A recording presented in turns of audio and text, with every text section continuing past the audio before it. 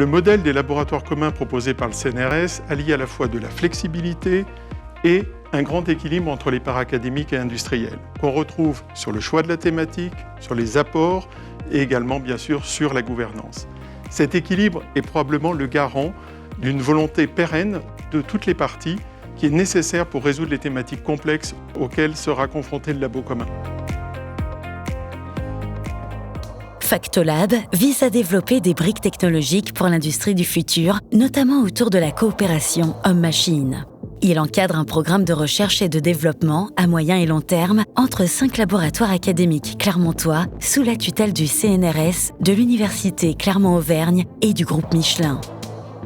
Ce laboratoire commun a été inauguré le 10 février 2017 et récemment reconduit jusqu'en 2024. Factolab s'inscrit dans le contexte de la 4e révolution industrielle qui correspond à l'arrivée massive du numérique dans les dispositifs de production.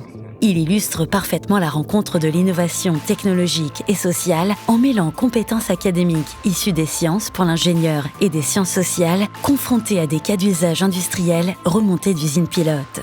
Ainsi, Factolab s'inscrit dans une vision de l'usine plus centrée autour de l'homme grâce à la robotique, l'intelligence artificielle ou encore l'utilisation d'objets connectés.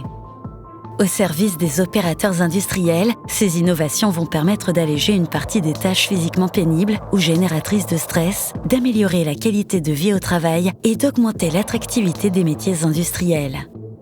Certains outils développés sont d'ores et déjà déployés sur différentes usines avec une forte adhésion des opérateurs. Michelin est convaincu que les briques technologiques issues de Factolab continueront à améliorer la qualité de vie au travail et renforceront l'autonomie des équipes.